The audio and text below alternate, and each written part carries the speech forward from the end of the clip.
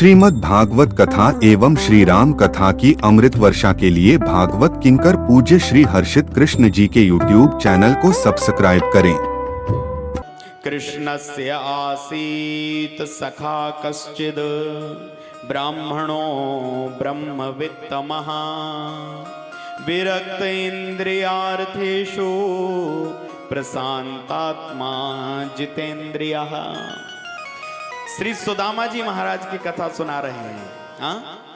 कृष्णस्य आसीत सखा, कृष्ण के एक परम मित्र कौन है? बोले ब्राह्मण। कैसे हैं? जिनने ब्रह्म का साक्षात्कार कर लिया है। प्रशांत आत्मा, परम शांत हैं, कुछ नहीं चाहिए। अरे ठाकुर, तूने अपना नाम दे के रखा, अपनी भक्ति में लगा के रखा, इससे बड़ा और क्या होगा? मैं दिन रात तेरा नाम जप रहा हूं, मुझे कुछ नहीं चाहिए, बस यही नाम जपता रहूं। गरीबी इतनी है कि घर में पहनने के लिए कपड़ा नहीं, रहने के लिए मकान नहीं। कहते हैं जीवन के लिए तीन चीजें बहुत आवश्यक, रोटी, कपड़ा और मकान। सुदामा जी महाराज के पास तीनों नहीं है। मांगने के लिए प्रतिदिन महाराज 5 घरों में भिक्षा के लिए जाते हैं। 5 घर में जो मिल जाता सो ठीक, यदि 5 में कुछ ना मिले तो भी 6वें घर में कभी सुदामा जी मांगने नहीं गए। कभी कभी परिवार बच्चों के साथ पानी पीकर सो जाते, कभी आटा पानी में घोलकर नमक डाल के पका लेते, पीकर सो जाते। लेकिन भजन में कमी नहीं आ रही महाराज। दुख विपत्ति संकट कितने ही हैं, लेकिन भजन नियम से चल रहा है। और महाराज भजन की ताकत, भजन की शक्ति आपको देखने को मिलेगी। देवी सुशीला पति पैराणा है महाराज, अपने पति का धर्म कर्म में साथ देने वाली हैं। और बच्चे भी महाराज भगवान के भजन में लगे हुए हैं। और श्री सुदामा जी की भक्ति, और प्रतिदिन महाराज देवी सुशीला हरे राम हरे कृष्ण हरे राम हरे कृष्ण कहते हुए श्री सुदामा जी महाराज को देखती हैं। और जब कभी कभी 5 घरों की भिक्षा में कुछ नहीं मिलता ना, तो ठाकुर जी के सामने पल्ला फैला करके, भगवान दया करना, मैं तेरे भरोसे हूँ, भगवान दया करना, मैं तेरे भरोसे हूँ। न काया के भरोसे हूँ, न माया के भरोसे हूँ, स्वजनों के भरोसे हूँ, न परिजन के भरोसे हूँ, भगवान दया करना, मैं तेरे भरोसे हूँ। सुशीला जी को एक गजब की बात पता चली एक दिन ब्राह्मणों से। क्या? कि तुम्हारे ये जो पति है ना सुदामा जी, ये भगवान द्वारिका नाथ के बचपन के मित्र हैं। और महाराज जैसे ही ये बात पता चली कि द्वारिकाधीश के साथ एक ही विद्यालय में दोनों पढ़े हुए हैं, बचपन के मित्र हैं, तो देवी सुशीला के मन में भाव आया कि क्या बात है, क्या बात है। एक मित्र द्वारिका का राजा बनकर बैठा है और दूसरे के घर एक समय का भोजन नहीं है। अरे क्या मित्रता सुख दुख में बांटी नहीं जाती? तरह तरह के मन में भाव आने लगे, कैसी मित्रता है ये। और महाराज आकर के सुदामा जी से पूछा है, स्वामी क्या ये बात बिल्कुल सही है? बताओ ना, क्या द्वारिकाधीश आपके बचपन के मित्र हैं, सखा हैं? हाँ सुशीला, कभी पढ़े थे हम साथ में। बातों को टाल दिया। देवी सुशीला कहती, नहीं स्वामी आप सत्य बताइए। हाँ सुशीला, भगवान द्वारिकानाथ और हम बचपन में साथ में गुरु सांदीपनी के यहाँ अवंतिकापुरी उज्जैन में पढ़े। तो झट से देवी सुशीला ने कहा कि जब आपके बचपन के मित्र द्वारिका के नाथ हैं, तो आप एक बार द्वारिका क्यों नहीं चले जाते? क्यों नहीं चले जाते आप एक बार द्वारिका? तो महाराज सुदामा जी ने तुरंत ही मानो मुख पर उंगली रख दी हो, सुशीला अब कहा सो कहा, अब मत कहना। तुम चाहती हो कि मैं द्वारिका जाकर के भगवान से कुछ मांग लाऊं? प्रभु और मेरे बीच में महाराज जो संबंध है उसमें लेन देन का काम नहीं है। मैं उनसे कुछ मांगता नहीं हूं, मैं कभी जाता नहीं हूं, मैं उनसे कुछ बोलता नहीं हूं। और यदि तुम ये सोच रही हो कि मैं द्वारिका जाकर कुछ मांग लाऊं या मेरे द्वारिका जाने से वो कुछ दे देंगे, तो मैं द्वारिका बिल्कुल नहीं जाऊंगा। क्योंकि मैं अपने प्रभु के साथ लेन देन का व्यापार करना नहीं चाहता, मुझे नहीं जाना है। सुशीला ने सोचा ये ऐसे तो जाएंगे नहीं, क्या करूं? तो देवी सुशीला ने भगवान की छटा मन में उतार दी। यदि आप द्वारिका जाओगे तो क्या होगा स्वामी जानते हो? क्या होगा? देवी सुशीला कहती हैं कि लोचन कमल दुख मोचन तिलक भाल श्रवणनी कुंडल मोर मुकुट धरे माथ हैं। बुले ओढ़े पीत वसन गले में बेजयंती माला शंख चक्र गदा और पद्म लिए हाथ हैं। बोले कहे नरोत्तम सांदीपनी गुरु के यहाँ तुम ही कहत या। क्यों? क्योंकि द्वारिका के नाथ वो अनाथन के नाथ हैं। द्वारिका के नाथ वो अनाथन के नाथ हैं। एक बार द्वारिका चले जाओगे तो भगवान का दर्शन हो जाए। सुने कमला के कंत उनके धन को नहीं अंत, जाके बैठे हैं द्वारिका में शान से। मेरो कहियो संदेशो भगवान से। देवी सुशीला ने चावल की पोटली दी है। सुदामा जी चले द्वारिका की ओर और महाराज रास्ता पता नहीं है, विपरीत दिशा में चल दिए, रात्रि में सोए।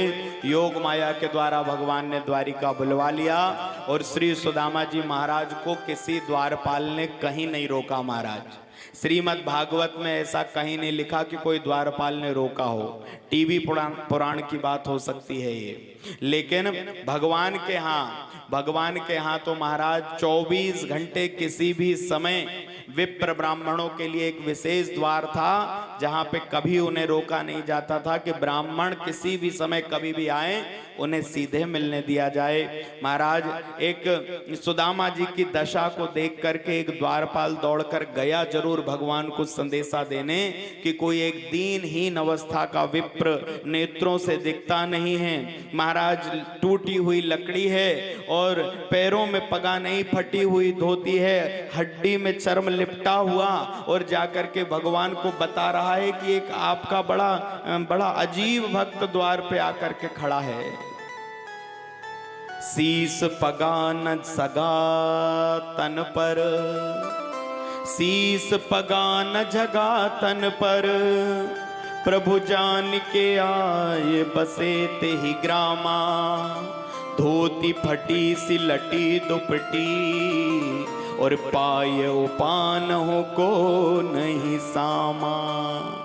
द्वार खड़ो दुज द्विरबल एक, रहयो चकिसो वसुधा भिरामा। पूछत दीन दयाल को धाम और नाम बतावे अपनो सुदामा। नाम बतावे अपनो सुदामा। और जो महाराज ठाकुर जी ने सुना सुदामा सुदामा सुदामा, राज सिंहासन से कूद गए। कहीं मुकुट गिरा, कहीं पीतांबर गिरा। द्वारपाल रुक्मणी मैया आदि रानियां आश्चर्यचकित हैं, ऐसी कौन सी दिव्य विभूति आ गई जिसके कारण करुणा निधान भगवान अपने सारे नियम तोड़ते हुए भाग रहे हैं। और द्वार पर दौड़ते दौड़ते दौड़ते भगवान आए और दीनहीन अवस्था में श्री सुदामा जी को देखकर आश्चर्यचकित हो गए। महाराज मित्र ये क्या स्थिति बना ली?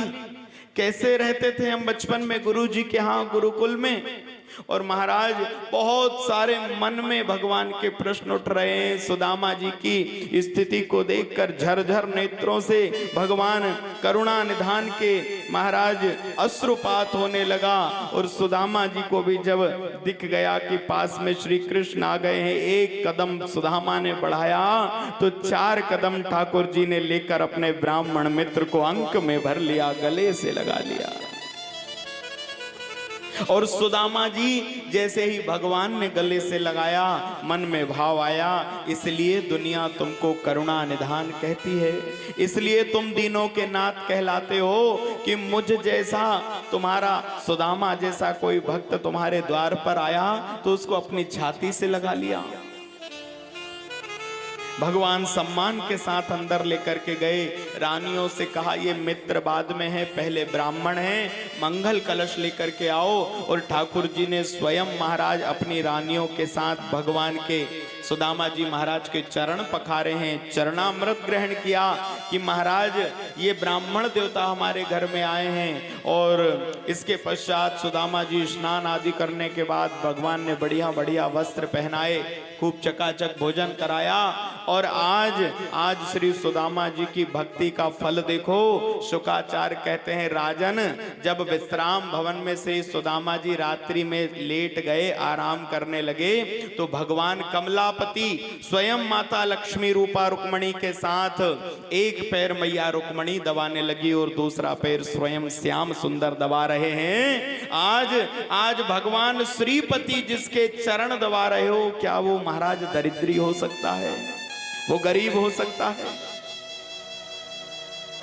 सुदामा जी ये जरूर मन में सोच रहे हैं, क्वाहम दरिद्रो पापियान क्वह कृष्ण श्रीनिकेतनः, कहां में दरिद्र और पापी और कहां भगवान श्रीपति लक्ष्मीपति।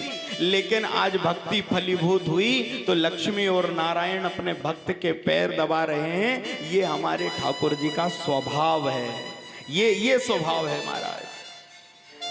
स्तनों में जहर लगा के आई पूतना, स्तन पान कराया इसलिए माता बना लिया। और भक्त सुदामा जब द्वार पे आया तो महाराज सब कुछ भूलकर महाराज की मैं राजा हूं महाराजा हूं, नहीं, ये ब्राह्मण मेरे द्वार पर आया है, चरण दाब रहे हैं, चरणोदक लिया। बातों ही बातों में बातें हो गईं और बचपन की कुछ बातें निकल आईं। और भगवान ने देख लिया कि सुदामा बार बार कुछ छिपा रहा है। और महाराज उसी समय झपट्टा मारकर बगल में बंधी हुई पोटली को भगवान ने खींचा है। पोटली फटी, चावल गिरने लगे। और जैसे ही चावल गिरने लगे तो भगवान ने अपने एक हाथ में चावल गिरते हुए चावलों को ले लिया। और जैसे ही चावल गिरते हुए लिए और भगवान ने उन चावलों को जैसे ही ग्रहण करना शुरू किया तो परमात्मा जब किसी चीज को निवेदित करते हैं सारी सृष्टि उससे संतुष्ट हो जाती है। महाराज उसी समय सुदामा जी के द्वारा लाए हुए चावलों को भगवान खाने लगे। हर दाने का मोल यह देने लगे भगवान, रह जाएगा सृष्टि में बस एक ही धनवान। और पहली मुट्ठी में स्वर्ग की जो संपत्ति है मेरे मित्र को मिल जाए, दूसरी में पृथ्वी के एक सम्राट को जो संपदा मिलती है मेरे मित्र को मिल जाए, तीसरी मुट्ठी में बैकुंठ देने चले थे। रुक्मणी मैया ने कहा स्वामी कच्चे चावल हैं, पेट दर्द होने लगेगा, या ब्राह्मण के द्वारा लाया हुआ प्रसाद अकेले ही पालेंगे या हमें भी मिलेगा? रोक दिया। सुदामा जी कुछ समय रहे हैं, प्रत्यक्ष रूप से श्री सुदामा जी ने कुछ मांगा नहीं और भगवान ने उनको कुछ दिया नहीं। जैसे आए थे कुछ समय रहने के बाद वैसे ही भगवान के हाथ से श्री सुदामा जी चल दिए। लेकिन मन में एक बार भी ये भाव नहीं आया कि इतनी बड़े द्वारिका का राजा और इसके यहाँ फटी धोती पहनकर आया और ऐसे ही जा रहा हूं, नहीं। बल्कि मन में यह भाव आ रहा है कि धन्य है लक्ष्मीपति, धन्य है नारायण, मुझे कितना सम्मान दिया, मुझे कितना स्नेह किया, कितना दुलार किया, प्रेम किया। स्मरण करते हुए श्री सुदामा जी चले। इधर भगवान ने विश्वकर्मा जी को आज्ञा दी कि जाओ, जाकर के केवल सुदामा नहीं बल्कि पूरा गांव, एक भक्त जिस गांव में हो जाए, एक संत जिस गांव में हो जाए, पूरे गांव को महाराज सुदामा जी के पहुंचने के पहले योग माया के द्वारा, विश्वकर्मा जी के द्वारा भगवान ने बदल दिया। और जहां जहां झोपड़ियां थी वहां बड़े बड़े राजमहल श्री सुदामा जी के लिए कनक भवन बना के तैयार कर दिया। बोलो द्वारिका नाथ की। हाँ, देवे छप्पर फाड़ नहीं ऐसो कोई दानी है। जब देने पे आता है महाराज तो फिर कुबेर का खजाना खोल देता है, लेकिन उसके लिए हमारे पास योग्यता चाहिए कि वो हमें इतना दे। श्री सुदामा जी लौट करके आए हैं। महाराज अपने गांव नगर को देखकर आश्चर्य में पड़ गए। जगह जगह महाराज बड़े बड़े विशाल मंदिरों की तरह महाराज महल बन गए हैं। और श्री जो सुशीला देवी हैं वो महारानी की तरह 16 श्रृंगार करके राजसी ठाट बाटों में आरती की थाली लेकर स्वागत करती हैं। सुदामा जी ने कहा, सुशीला तुझे तेरे मतलब की मिल गई, तुझे राज संपत्ति संपदा धन वैभव यश चाहिए था, तुझे मिल गया। अब मैं तो जा रहा हूं वन में भगवान का भजन करूंगा। देवी सुशीला ने रोका, नाथ क्या बात कर रहे हो, आप रुकिए, ये भगवान का प्रसाद है, ये आप द्वारिका गए उसके बाद ये चमत्कार हो गया। भगवान सुदामा जी जाने लगे तो उसी समय भगवान द्वारिका नाथ वहां प्रकट हो गए और कहा, मित्र जिद मत करो, दुनिया वाले ये भी जान लें कि मेरे भजन करने वाले को केवल माला झोली नहीं, जो मेरा भजन करता है मैं उसको राजा बना देता हूं। बोलो द्वारिका नाथ की। और श्री सुदामा जी महाराज को अपार वैभव भगवान ने प्रदान किया है, लेकिन सुदामा जी की भक्ति में कमी नहीं आई। प्रतिदिन ठाकुर जी का बड़ा भव्य पूजन जीवन पर्यंत श्री सुदामा जी महाराज करते रहे। और शुकाचार्य कहते हैं, राजन भगवान परम दयालु हैं, परम स्वतंत्र हैं, अपने भक्तों के रखवाले हैं। उन ठाकुर जी के चरणारविंदों का जीवात्मा को सदैव सदैव स्मरण रखना चाहिए, जितना यथा संभव हो सके। भगवान ने हमें तन मन धन जो प्रदान किया है उसके अनुसार ठाकुर सेवा घर घर में होनी चाहिए। वृंदावन से जा रहे हैं, बहुत सारे लोगों ने छोटे छोटे गोपाल जी भी ले लिए हैं यहाँ से अपने घर ले जाने के लिए। आप लोग गोपाल जी ले जा रहे हो यहाँ से, छोटे से कान्हा जी, लेकिन ध्यान रखना उनकी सेवा में घर में कोई कमी नहीं होना चाहिए। ये नहीं कि हम ले जा करके उनको अपने घर में किसी खिड़की दरवाजे अलमारी में रख दें, नहीं। प्रतिदिन उनका स्नान हो, महाराज पंचामृत आदि से स्नान हो, और उनको प्रतिदिन सुंदर सुंदर सुगंधित पुष्प तुलसी की पत्ती अर्पित करी जाए, धूप दीप नैवेद्य लगाइए। जो आपके पास है महाराज, कुछ पंचमेवा मिश्री माखन ला के रख लीजिए, भोग लगाइए, आरती उतारिए। आप ठाकुर सेवा श्रद्धा से करके देखिए, विश्वास के साथ। यदि आपके जीवन में चमत्कार नहीं हो जाए तो ये ब्यास गादी की गारंटी है महाराज, सेवा हो। और हमारे वृंदावन के बिहारी जी तो ऐसे हैं महाराज कि वो तो आपके मन भाव के भूखे हैं, बस प्रेम के प्यासे हैं। हाँ, प्रेम से आप यहाँ से जिन्हें लेकर जा रहे हो उसमें बिहारी जी विराजमान है, और वो बिहारी जी आपके प्रेम के भूखे हैं, भाव के भूखे हैं। हाँ, ये जो वृंदावन की सरकार बन करके बैठे हैं ना महाराज, ये ठाकुर जी, आपको पता है वृंदावन बिहारी जो हैं, श्री बांके बिहारी जी जो हैं, वो उस एक ही महाराज ठाकुर जी की मूर्ति में राधा और कृष्ण दोनों समाहित हुए हैं, दोनों समाये हुए हैं। दाहिने तरफ का जो ठाकुर जी का भाग है उसमें मानो भगवान श्री कृष्ण, और बाईं ओर भगवती प्राणवल्लभा, उनकी राज राजेश्वरी आद्य शक्ति भगवती राधा रानी। एक राधा और कृष्ण अलग अलग नहीं है, एक ही है। और यहाँ जो महाराज स्नेह बिहारी, रमण बिहारी, बांके बिहारी आदि आदि रूप में ठाकुर जी समाये हुए हैं ना, ये महाराज दो नहीं, ये एक ही राधा और कृष्ण महाराज इस टेढ़ी छवि में महाराज भगवान विराजमान हैं, बैठे हुए हैं।